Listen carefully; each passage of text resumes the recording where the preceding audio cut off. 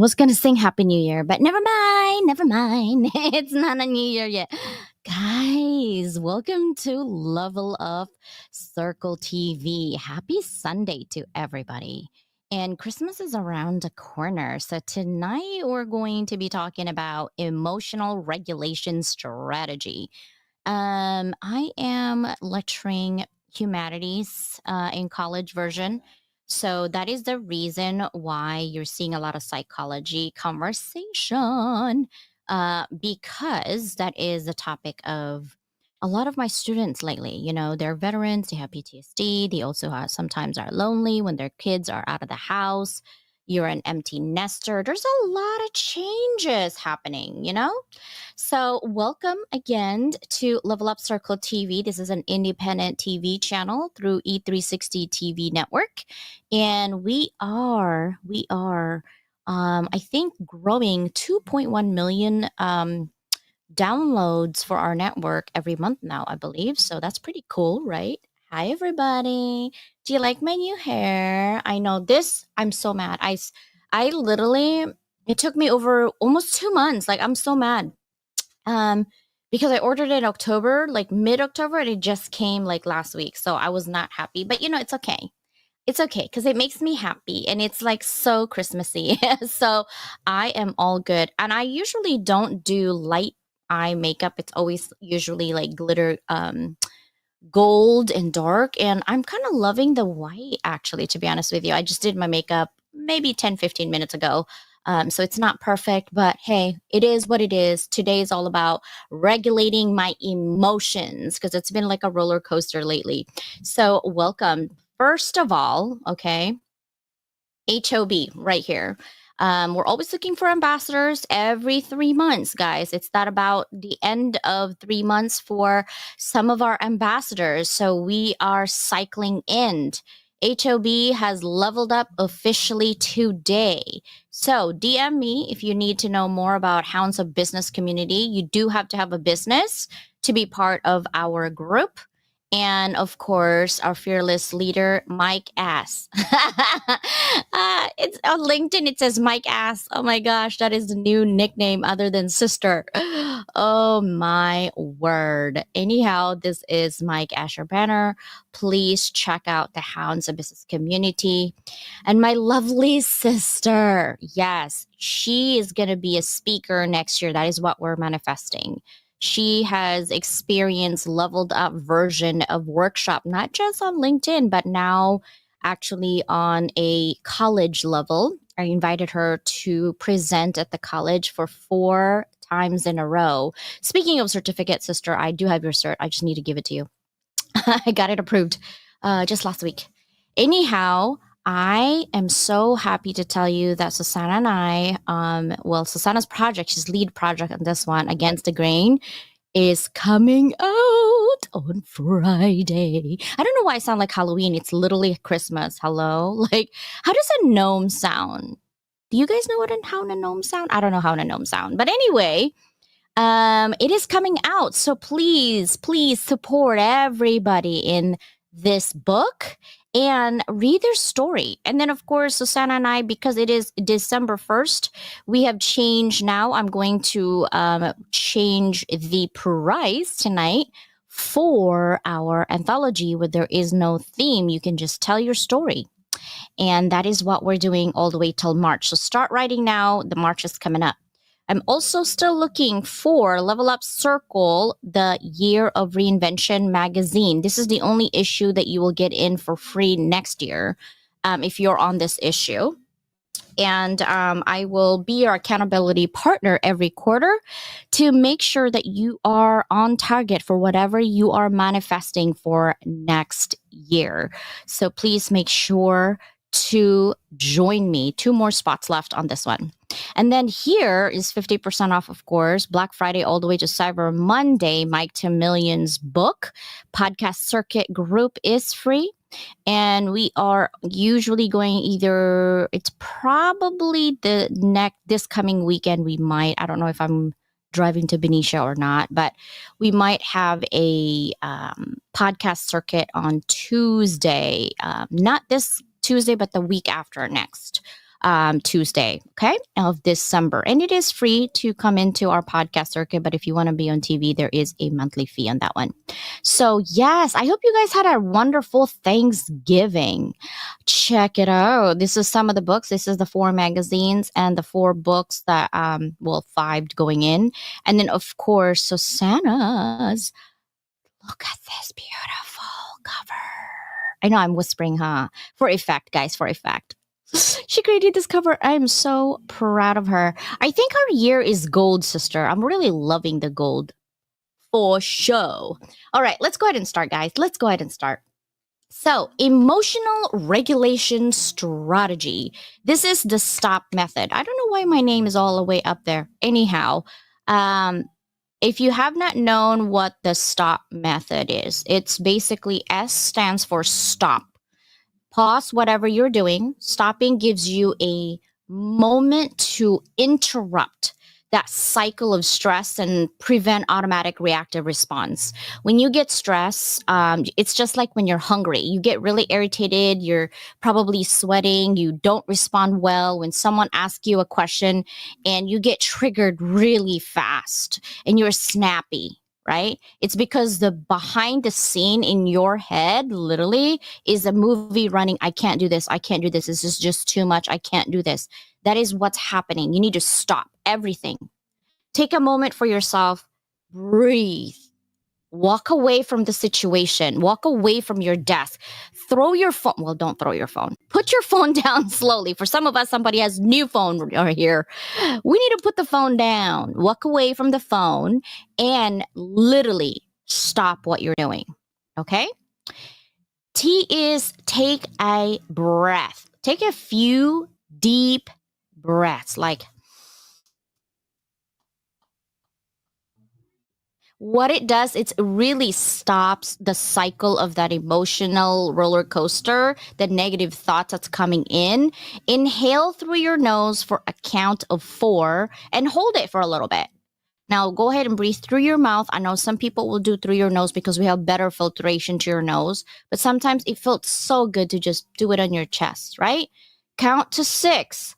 This activates your parasympathetic nerve literally in your nervous system to calm your body and mind. So just do it 10 times, at least 10 times. Even though it says 4 times, if it's really stressful situation, go ahead and do it for 10 times for sure. And then the O is observe. Observe what's happening internally and externally and ask yourself some questions, what is happening with me? What is going on, right? And go from there. Because this is something that most people don't really realize when they're in that moment. And then, of course, proceed. Choose a response that aligns with your goals and values. And really, instead of like escalating this in your head, like, oh, what if this situation's going to be this? And what if that? Stop. Okay. You don't have a crystal ball that's going to know the future. If you do, please do share with me. If you do, please share with me. Because intentional response lead to better outcomes and preserve your what? Reactions. Okay. And then A's additional tips here. We already had the stop. Practice regularly. The more you practice, the easier it becomes. Here's the thing that I want you guys to know. The stop method actually is not, I didn't originate it, obviously, from me. It came from a doctor. His name is Dr. Kabat-Zinn. He developed the MBSR program. And basically, this program that he created is at University of Massachusetts Medical School in the late 1970s. Okay, the STOP method is a mindfulness practice that aligns closely with the teachings, although it has been adopted and widely used for various forms of different mindfulness experts and psychologists. A lot of people use the word mindful, but they really don't know where it came from, what is mindfulness really are, and what are some of the steps. And I've been revisiting my CBT book that I have been reading as well. I have a lot of CBT and ADHD book because I am leveling up myself so I can help my students. Remember, I'm an advanced student. So how I do it is I read and see, what are some of the breakdowns for those manageable thoughts. Just like you manage your tasks, you need to manage your thoughts, right? And so when you do that, just stopping gives you a moment of interruption. T, take a deep breath, right? ST. O is observe, right? What's happening internally and externally. And then P is proceed. Choose a response that aligns with your goals and your values. And then that is pretty much it when it comes to the stop method. Okay. So I am going to bring in my dear sister. Are you guys ready?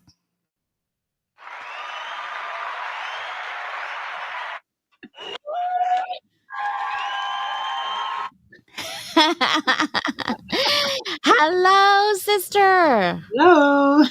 How are you doing today? I'm doing good. It's a busy day, We've got a book to get finished up and out the door, and I still got a few things to work on for it, but hey, it will be on time. That's right. That's right. We always roll with the punches. Michelle, congratulations. You are the first one to comment, dear sister, at Level Up YouTube. Thank you so much for being here. If you are on LinkedIn, your messages are not going to be shown on TV. I can't really see it. It's only on YouTube where I see because LinkedIn has not allowed Wave. This is another streaming program onto LinkedIn yet. So anyhow, Michelle, thank you so much for being here, sister. Shelly, thank you so much for trusting us with your heart, with yourself last night. I'm so glad you joined our sisters Zoom. Yep. Dr. Nuth, happy Sunday to you as well. Hope that everything is going on with Nor. I know she just had surgery a couple of weeks ago, you mentioned. So hopefully she's doing better. Happy Sunday. All right, sister, what's your take on the stop method? Necessary. In one word, uh, we all have these points where we have to do something like that. We need that pause. We need that to take a break, especially when our minds, especially for us with the ADHD and the squirrels and everything, being able to find that way to pause the brain, pause the thoughts, pause all the stuff that's going on, and be able to take that break. And when you talk about the breathing, it reminds me of the box method for breathing, because that's in for 4, hold for 4, out for 4, hold for 4, in for 4, and repeat. I do like the box breathing. Dr. Noopy actually is the one who kind of showed me how that works. I like the 4. I liked 6 to 10 for me. The reason being is, to be honest with you, the first 3, my mind's like, do. I gotta do laundry. I gotta finish my food. So I can't concentrate. So the first 3. So if I stop at 4, it doesn't work because the Well, fourth one, to me, is the first one that I'm really feeling it. So I do 10. well, in that, I mean, that's different. I'm just talking about the actual box aspect of it. In terms of the number of times, that's going to be up to each person. And some people may go longer for the holds, and the breathing and stuff. They may not just do 4s. They might go 5 or 6, depending on if they can hold their breath that long.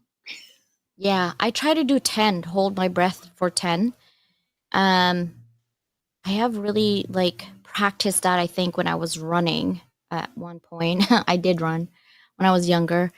Because it shuts my brain down. It's concentrating, like you need to let go. By the time I let go, it feels so good. But I think I have to work that up. 4 to 6 is comfortable, but 10 is uncomfortable. But I like to challenge myself to get, so my concentration actually changed because now I have to concentrate on breathing. Like, okay, CJ, breathe. Like, you know what I mean? Instead of, because if it's comfortable, it's never going to change. If it's uncomfortable, it actually changes for me, which I love. In terms of what we're doing with emotions, right? There's so many types of emotions. What is your default emotion when you meet someone that you are not quite sure yet? You're not mad, you're not angry, You're curious, but you just don't know. Because sometimes some people you meet, you're like, whoa, this is good. And some people you meet, you're like, I don't know. When it comes to those situations, I'll probably be a little bit more reserved as I'm just trying to figure out where I want to go with it or where it's kind of heading. Um, and there are times too that I might feel like I'm a little bit more comfortable a little quicker than I probably should be. Um, but I think over time here that's changing to just be a bit more observant going into those situations and getting a feel for the other person or the group if it's walking into a group for the first time and get that feel of is there a comfort level here and I will never walk into a space and just accept that they say that it's safe because I have to have that feel. My gut will tell me right up front, you can't trust them yet. And that's all part of the belonging too. It's like you if you don't you don't have a chance to get trust yet.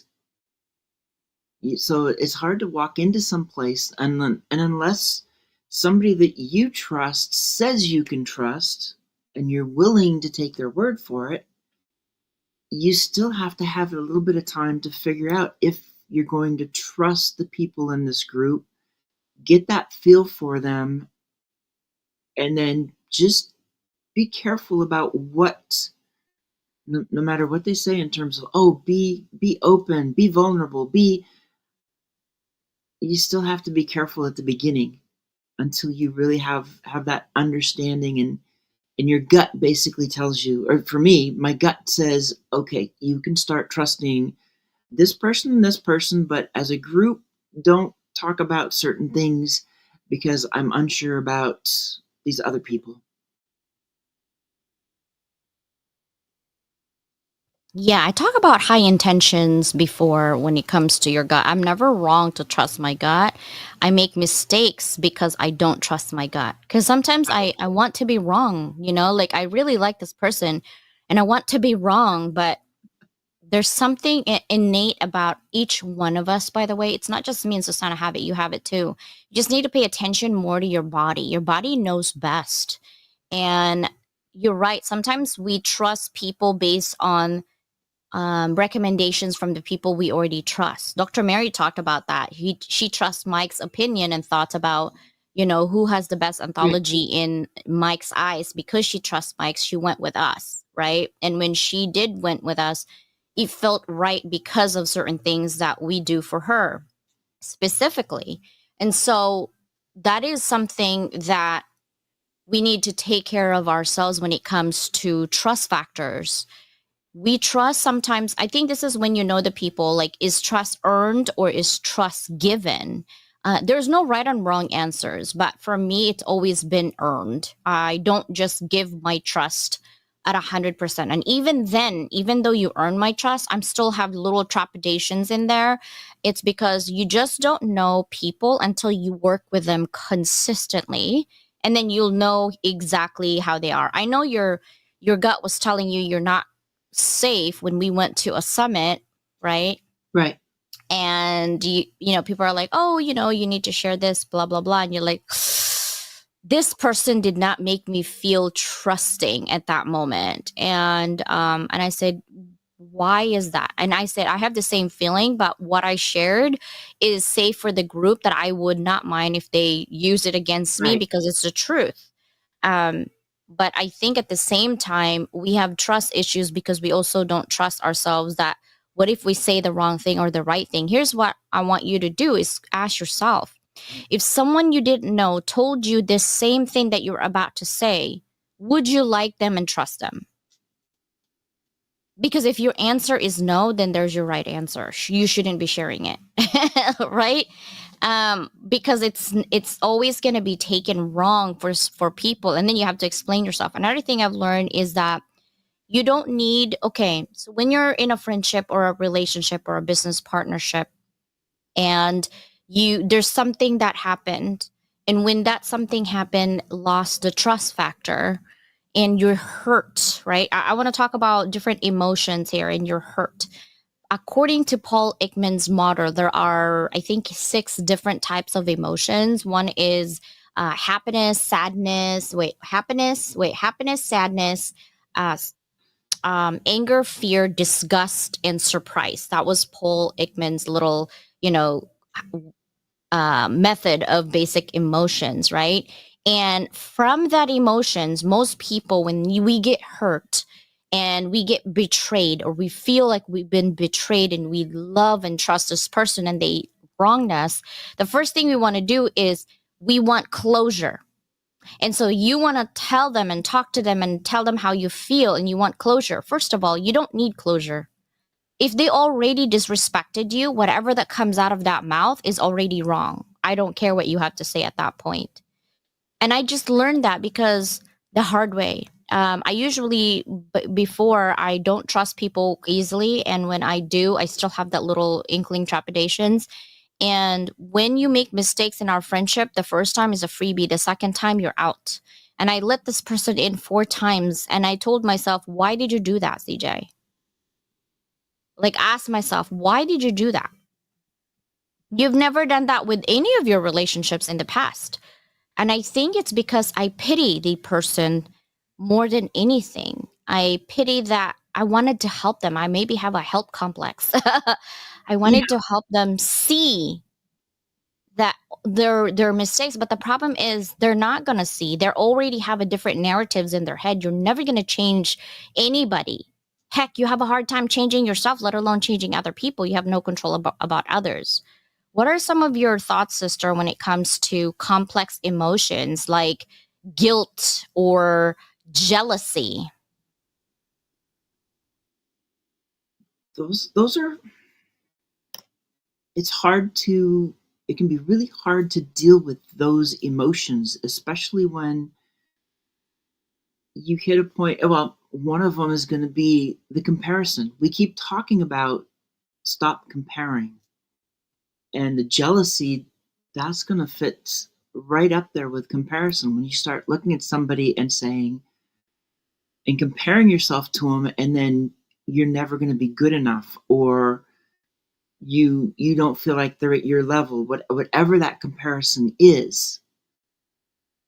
And I think we've, some of the people that we've dealt with in the past, they were doing that comparison too, which creates friction, quite frankly. So that's the comparison is one of those things that definitely leads to jealousy, and in so many different ways. Um, it can be so hard to just step back, and but that's what you really got to do. If, for me, if I feel like that thought or that emotion is starting to creep up, I basically do something like what you just did. I try to stop and take and think about what is going on. What is it, and does it really matter? Because most of the time it doesn't. So you can essentially nip a problem in the bud before it blows up into something that it never had to be. Yeah, and I think that's what I'm saying. Like, no matter what explanation you give, it's really no point anymore, right? It's because that emotions is already there. Now, I want to talk about, we talked about guilt and jealousy. How about love and pride and gratitude and empathy, right? Love is like affection and passion and infatuation, and pride is more of like self-satisfaction and achievement. Empathy is more compassion and understanding, right? I'm not saying that only one of these things or two of these things you have. You are more than capable of having all of these emotions. But these are complex emotions because it's a combination of the basic emotions plus this emotion. Now, let's talk about loneliness. because loneliness is isolation and longing. Yep. And it is holidays and being lonely. And if you're lonely out there, um, just say, CJ, I need a Zoom, and I'll send you the Zoom link. That's what I did with Shelly last night because our sister Danielle's busy with her son Ezekiel. Happy birthday, Ezekiel! Tita loves you. Mahal kita. um, yeah, so Shelly, I felt energy from her, quite negative energy, and I'm like, are you okay? And she's like, no. I'm like, okay, we'll zoom in and see what we can do, because at the end of the Zoom, and at the beginning of the Zoom she was so distraught, but at the end she was smiling, and that makes my heart smile. And I told Susannah, sister, I need you to help me, help Shelly, and let's do this together. And I love that. It's because we need to help each other out. If you're lonely, if you're sad, and if you have by yourself, if you recently divorced, if you recently had a breakup, if you recently have, don't do crazy things, okay? Don't do rebound either. Like you're gonna go out and date with some other person because you were hurt. That will never work out, by the way. You're just hurting yourself the second time. I would rather have you shop and eat. I mean, I'm just saying, or binge some Netflix movie. Like, shop and eat. And that's pretty much it. Don't go shopping crazy either, okay? In moderation. Everything you do has to be moderation, right? Oh, Now, yes. let's talk about loneliness and belonging. And that's the reason why it's important for you guys to feel like you belong somewhere. And you're probably saying, no, I don't. I don't care about groups. I don't need groups and sisterhood and all this. You don't need it until you do. So you need to be nice to the people who's willing to lend a hand for you. I do want to hear from Shelly in terms of like, how did you feel? You've never met Susannah, not in a Zoom, and I've known Shelly longer than anybody in this room. I've known her since 2012. She's one of my master students in healthcare. Believe it or not, I was teaching healthcare management. No, I'm not a nurse. I would be a cute nurse, though. I'm just saying. Yeah. Um, but at the same time, I wasn't meant to be, because if I see blood, I'm gonna faint on your butt. I will totally lose my cool. Yep. So I wasn't meant to be, but I definitely can help with STFU my mouth and just be a good ears for you and vent.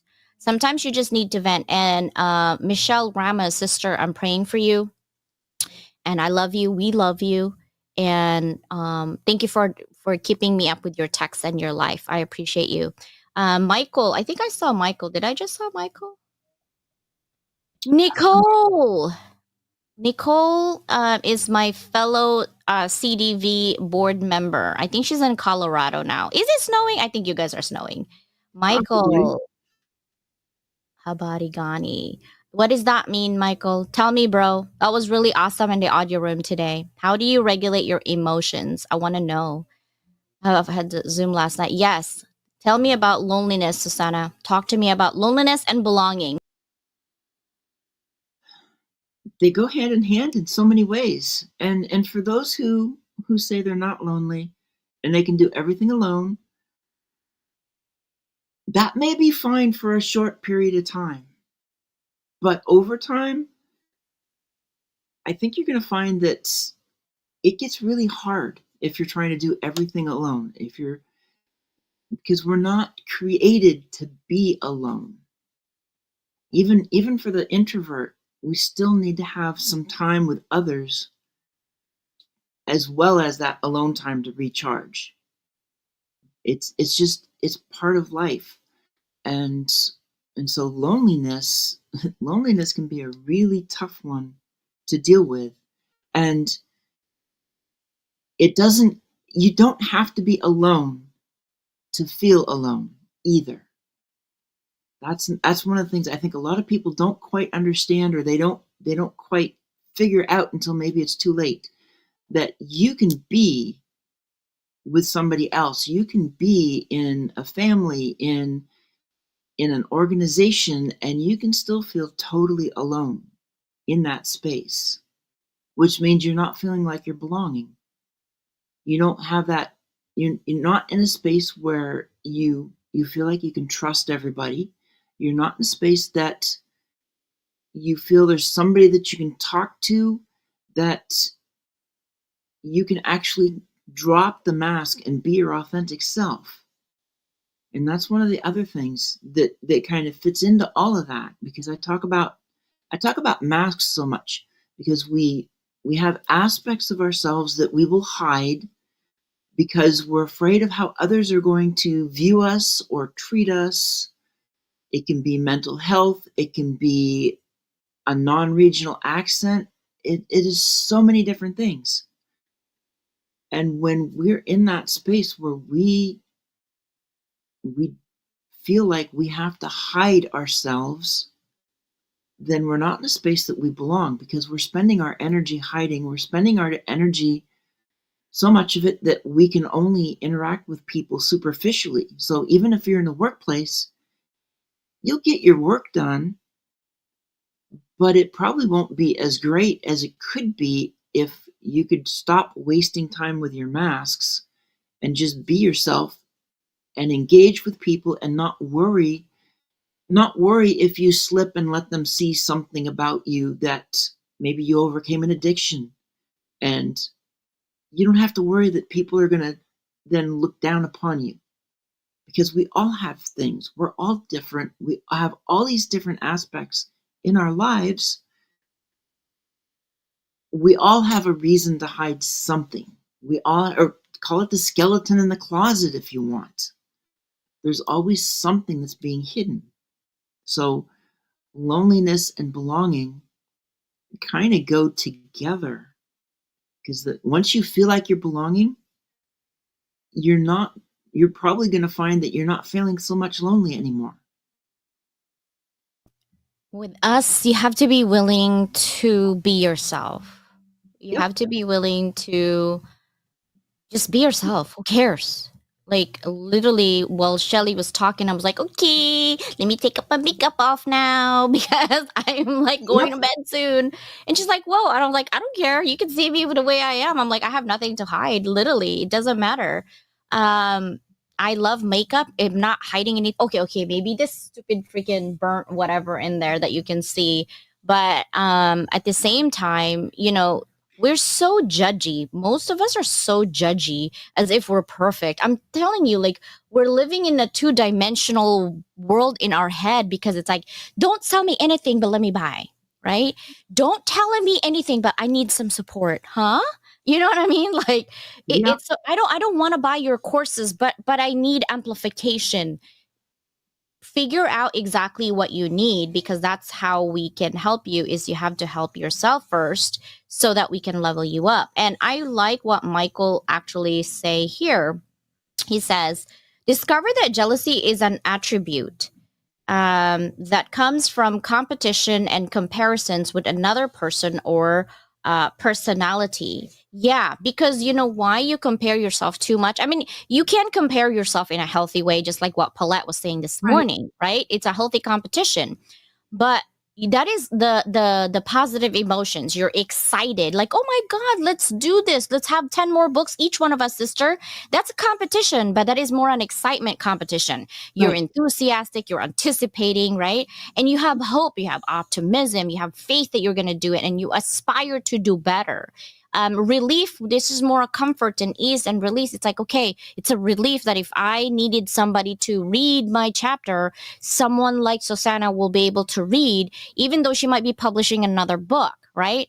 And of course, there's going to be playfulness between us. You're like, sister, let's get some more hair. You know what I mean? Like, or more, populage or makeup or whatever. It's not Yep. like we're comparing. We're not competing. We literally just wanted to do ourselves better and have fun, and we're being playful because it's an admiration for each other and how much we can push each other, really. But these are positive emotions: excitement, hope, relief, amusement, and awe. Now let's talk about negative emotions: frustration, shame, anxiety, resentment, despair. These are really like, wow, discomfort and challenges of emotions, right? When you're frustrated, you get annoyed and you get irritated quite easily. When you feel humiliated, right? You feel shameful, you tend to not reach out, or you tend to not show up because it's so embarrassing. then the next thing is now you're uneasy, you're nervous to be in the same room as these people because you talk crap about them, right? Now they're going to probably resent you, they're going to have indignation, they're going to have bitterness towards you because you did this. So you have a little bit of resentment in there, and then you're going to be like, I try to reach out, but now they're like blocking me. So then you feel despair. It's feeling of hopelessness and, despondency. So you're like, I don't know, I just give up, right? More often is we don't actually look in ourselves of what we did wrong. It's always she did this or he did this. And you're always staying in that, what is that called, sister? Oh my gosh, why is that word's not coming in my brain? Victim mentality, right? We have some people we know who's always staying on the victim mentality. Stop. You need to get up, stop making excuses, and just go do with it, right? And if you apologize, be genuine about your apology. So, what do you think about the negative emotions, frustration, shame, anxiety, resentment, and despair? How do you get out of it? Awareness. You have to be aware of what's going on. Just because you start down that path doesn't mean that you're aware that you have control. Sometimes you talk about the victim and the victim mentality. A lot of times that's just going down the path and probably complaining that you're going down this path, that you, at some point, it's your choice to stay on that path. You may not realize you've started that path. And at some point you know you're on this path, but you're not sure how to change anything, and you just keep taking in and dishing out all the negativity. But at some point, if you have that awareness, you realize you can get off of the path. You don't have to be the victim. But unfortunately, I think there's some people that being a victim is their identity. And so if that's their identity, they're going to keep doing the anxiety and the anger and everything that is in that you're going to find on that path. Because I do believe there's a lot of people who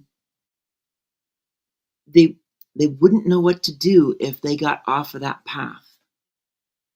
They don't have that awareness that taking control of their life and doing something different can be something that is really, it's transforming and life changing in very positive ways. But if they can't see it, they just stay where they're at. And for a lot of them, it becomes their identity. And when you get comfortable with an identity, it's very hard to give it up, even if you see the benefits of change.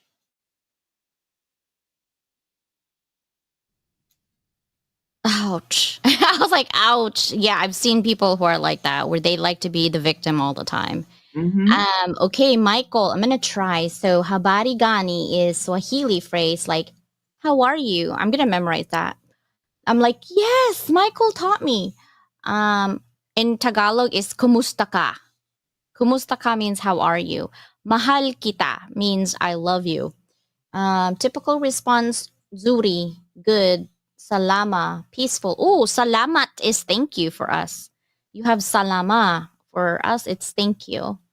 Nindima, fine. Mbaya, bad. Ooh, okay. So I'm just gonna have an attitude like, baya. Baya. You gotta teach me how to say this, because then they'll be like, what are you talking about, Dr. Leland? I don't know. Michael taught me. And I don't know how to say it right. Seriously. Jesus, help me. Okay, I said people seek the trophies, but not the training ground. People like shortcut, but not work for it. People like to latch on for freebies, but not pay for it. Right? I'm telling you, I watch you, whoever you are. If you're on my peripheral and I give you whatever, I'm watching you if you are that type of brother or sister.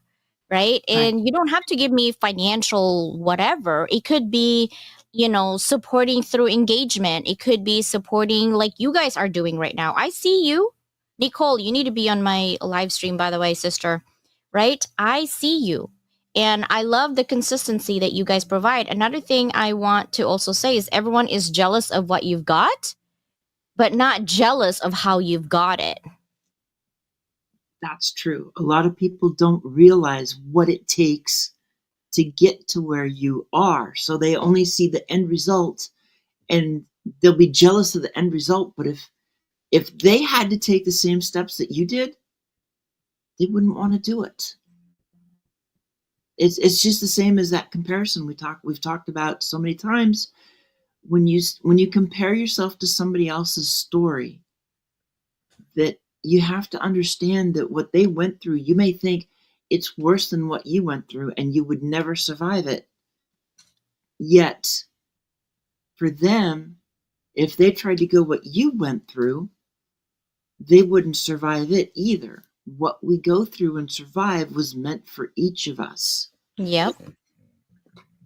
Yep, that's so true. I'm going to go with the self-conscious emotions, guys. There are four. These emotions arise from self-reflection and tied to personal or social standards. And we know our social standards lately. You know what I mean? I don't have to explain. Shame, feeling inadequate or exposed. Guilt, feeling regret for a specific action. Pride, satisfaction in accomplishments. And embarrassment, discomfort from social missteps, right? I like when I laugh with my own embarrassment because I embarrass myself. Like sometimes I'd be walking, I'd be looking cute, and I have like 6-inch heels because my husband's 6'1", and then my feet twist, and I'm like, ooh, trying to grasp in the air, and I'm like, no one saw that, right? And I just start flipping my hair like I'm fine, and start putting my lipstick on. I'm good at that, okay? Like, no one see that I was like, trying to look cute, and he didn't look cute at the same time. Social emotions, affection, admiration, envy, and contempt. And contempt is literally, I feel like a lot of people have that we've let go already is the feeling of superior to others. I think people think that they're better in some capacity or another. I can say half and half on this one. There are people who are better at what you're doing, but not better as a person. Um, I am probably better on most in terms of structuring my time. I can literally do 6 projects all at once adequately, no problem. Um, you've seen it, I've but seen it. yeah, but cleaning my house, whoo, that's not something I'm really good at. It's just Nope. not happening, right? So I can be better, yes, on specific things. But if you say I'm better as a person than you, I don't think so. I think that for us, there's bad and good in each and every one of us. But the default, either you're bad seed as a default and you're masking yourself as a good person by giving things away for people, or it could be your default is good and your people are looking and giving narratives as bad because they're jealous of you and what you're doing for the community. So there's always that. But if you stay true to your core, right, and consistently show for yourself, your people will come towards you, no problem. Calm emotions, there's our contentment, satisfaction and serenity, relaxation and fulfillment. I really, by helping other people, it's a sense of achievement and completeness for me, and I know for Susannah as well, where when we help a sister out or a brother out, we do it from the bottom of our hearts and love, not to judge you, not to shame you, but to tell you, hey, the reason that we're actually spending time right now with you is because we care about you, and these behaviors or these things are not acceptable. I don't know if no one ever told you this, but we care enough to spend time with you to tell you that this is not acceptable. Could you do me a favor and do this, this, and this? Here's the thing: when you tell a friend that something is not acceptable, you got to give them a solution. Don't just shame them and put that problem in their face, but give them solutions on how they can do better, because that's the only way to do it. And then, of course, this moral emotions. This is the last one. Compassion, indignation, and gratitude. I am so full of gratitude to each and every one of you here. And of course, to all the people who constantly come in and support us, even though you don't, message like here on do live chat with us, you do DM and email me. Thank you so much. Again, I apologize. My calendar is full. I don't know what month it is now, actually. I think it's still August. I apologize. But if you have the Mondays coffee chat, do not skip it, because you will wait 7 to 8 months. So do not skip it. Just come in, and I promise you we will do something together. And it doesn't need to cost money or anything. It's just a matter of collaboration over competition. And I'm big at that. Sister, what is your last message or parting message in terms of emotional regulation? We talk so much about different emotions, from moral to calm to social to self-consciousness to positive, negative, and of course complex emotions. What are some of your last minute emotional regulation tips? Well, okay. So when you list out some of those as well, some of the first thoughts I had was bullying, because some of those emotions are what people use against others to basically force them to do something, to bully them. So that was another thought that I had in terms of regulating. Really, the best approach that I see is having that awareness of what's going on. And you may start down a path of some type, but once you've got the awareness, understand that that means you can change it. And awareness is different than knowing, because you might know you're on a path, but you're not willing to take action. When you're aware that you can make a change and all it takes is for you to act, that's when you are more likely to take action and make a change, especially when you're down one of those paths that's more negative, especially if you're on a path that you're focusing on comparing yourself with somebody else, or you're comparing other people to each other. And the question becomes, why? Because each of us is different, each of us is unique, each of us has a different purpose. And anybody who's going to try and say you all have to be the same, they're full of crap. Because we can't be the same. We were not created the same. So understand that we are unique, and you're going to have a different journey through all of this than anybody else. It'll be similar to some, it'll be nothing like others. I love that. Another thing is, someone actually tried to correct me about, I said, you might have the capabilities, but you don't have the capacity, and they got offended. And I said, do you even know the definition between the two? I just want you to tell me what you think they are, right? Because this is what I said. Capacity is about how much you can do, while capabilities are about how well you can do it, Mm-hmm. right? And when I say that you don't have the capacity, is not an insult, No. right? It just means that, hey, sometimes it's just too much because you have a lot going on in your life. You have the capabilities, but you might not have the capacity. That's another thing too. And the reason I said, do you know the difference? It's not an insulting question either, because listen, English is my seventh language. So sometimes I might need a definition or two. You know what I mean? Like, I'm just saying. But this is my thoughts on capacity and capabilities. Capabilities, you're more than capable. Everybody is, right? If you put your mind into it, there's no way you can't do anything you want. By the way, everybody does. You have that. But capacity, we have 24 hours. You might not be able to do this project with me because you don't have the capacity. There is nothing wrong with that sentence. And they literally got offended. I'm like, do you know the difference between capacity and capabilities? Because these are two things, right? And so make sure, guys, all I'm saying is miscommunication happens all the time. And if you care about your friendship, business partnership, or whoever that you are having that miscommunication with, make sure that your pride is not above what's needed. Because when you're prideful, nothing works. Everybody's against you. Eat that pride, put it somewhere else, and said, okay, let's talk. What do you think that was? But don't do that to everybody, because not everybody deserves your time. You could be giving, I'm giving most people a level 10, a level 10 open arms with my lockbox, when your capability, not capacity, I am saying capability, is only a level 3.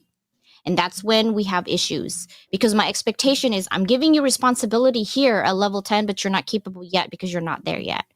Right. And so I have to create those boundaries and said, whoops, CJ, you need level 3 because they're at level 3 right now. Don't be giving them level 10, because now they're going to feel bad. Right. Yep. But I'm only human. So I can't always think of 100% that that's what it is. But once I get to know you, then I can at least match your energy and match where your capabilities and capacities are. But sister, any favorite quote you would like to share before we end? I would say, see people for who they are and not how they look, because so many people, I've been blessed when I can see a person, I can see something more than just what they look like, because that's not who they are. What they look like isn't who they are. No. It's the core. It's that authentic self. It's that something that is different. Yes. Thank you guys so much for being here. We appreciate you. All 1,000 of you. I think we hit 1,300 at one point here on our YouTube channel. Thank you. This is my capacities, the space to act, and capabilities are the skills to excel. Do you have it? I don't know. Love you guys. See ya. Right. Bye, everybody. See you Wednesdays, Thursday, Friday, Well, no, Sunday. Tuesday. Bye, everybody. See ya.